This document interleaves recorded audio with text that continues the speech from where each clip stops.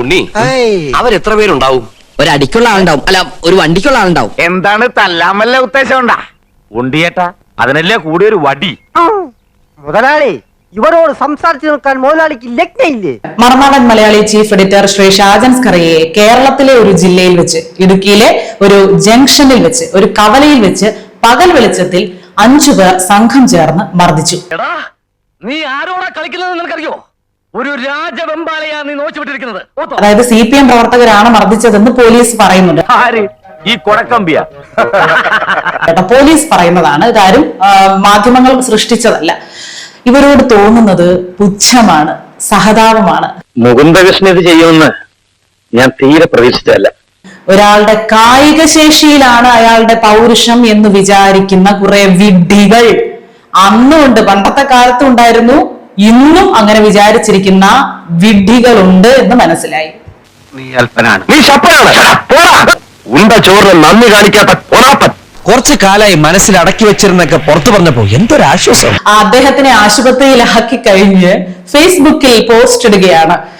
തന്നത് കുറച്ചു കുറഞ്ഞുപോയി, കുറവുണ്ട് എന്നറിയാം, ഇനിയും ഇവിടെ കാല് കുത്തുമ്പോൾ ഉചിതമായിട്ടുള്ള സാധനം തിരിച്ചു തന്നോളാം, ഉചിതമായിട്ടുള്ള തീരുമാനം എടുക്കാം.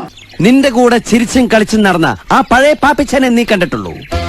ഇന്ന് പാപ്പിച്ചായൻ കൊണ്ടും കൊടുത്തും വളർന്ന് വലിയൊരു പ്രസ്ഥാന. അത് നിനക്കറിയാം, പക്ഷെ അത് അറിയത്തില്ല എന്ന് നീ കാണിക്കുന്ന നിന്റെ നാട്യമുണ്ടല്ലോ, അത് ഈ പാപ്പിച്ചായനോട് വേണ്ട. ഇന്നത്തോടെ ഈ കണിക്കൊരു തീരുമാനമാകും. നാക്കാപ്പിച്ച ശമ്പളം കുറെ നേരായി ഒരു പാപ്പിച്ചായൻ. നിങ്ങൾ ഓരോരുത്തരും വീട്ടിൽ കയറി അടിച്ചോ പുള്ളി? അതോ നിങ്ങളുടെ വീട്ടിലുള്ള പെണ്ണുങ്ങളെ പുള്ളി ഉപദ്രവിച്ചോ? ഒന്നും ചെയ്തില്ലല്ലോ. നാക്കുകൊണ്ട് സംസാരിച്ചു. ആ നാക്കുകൊണ്ട് സംസാരിച്ച കാര്യങ്ങൾ നിങ്ങളിൽ അസ്വസ്ഥത ഉണ്ടാക്കി. അങ്ങനെ ഉണ്ടായ അസ്വസ്ഥതയെ നാവുകൊണ്ട് നേരിടാൻ നിങ്ങൾക്ക് പറ്റുമോ? എന്നെ മാനസികമായിട്ട് തകർക്കാൻ ആർക്കും പറ്റില്ല, തോൽപ്പിക്കാൻ പറ്റില്ല ഇവനെ, അതുകൊണ്ട് കൊന്നേക്കാം. ആണുങ്ങളാണെങ്കിൽ ഇങ്ങനെ കായികമായിട്ട് നേരിടുക, അത് ഒറ്റയ്ക്കുള്ളപ്പം കേട്ടോ. ആരെങ്കിലും കൂടെ ഉണ്ടായിരുന്നെങ്കിൽ അതിനൊന്ന് മുട്ടു വിറച്ചേനെ, അത് വേറൊരു കാര്യം. എങ്ങനെ വൃത്തികെട്ട മാർഗത്തിലൂടെയാണോ ആളുകളെ തോപ്പിക്കുന്നത്? മാർഗം എനിക്ക് പ്രശ്നമല്ല, ലക്ഷ്യമാണ് എന്റെ ഉന്നം. എന്താണ് എന്റെ ലക്ഷ്യം? സ്ത്രീകളാണെങ്കിലോ, എന്റെ വീഡിയോയ്ക്ക് താഴെ വരുന്ന കമന്റുകൾ, സ്ത്രീകളാണെങ്കിൽ നിന്റെ അവയവങ്ങളെല്ലാം ഇങ്ങനെ ഇരിക്കുന്നല്ലോ, അങ്ങനെ ഇരിക്കുന്നല്ലോ, ആരാ കൈകാര്യം ചെയ്യുന്നത്, എത്ര അടുത്ത് പോകുന്നുണ്ട്, എത്ര വാങ്ങിക്കുന്നുണ്ട്, നീ എത്ര പുട്ടിയിടുന്നുണ്ട്.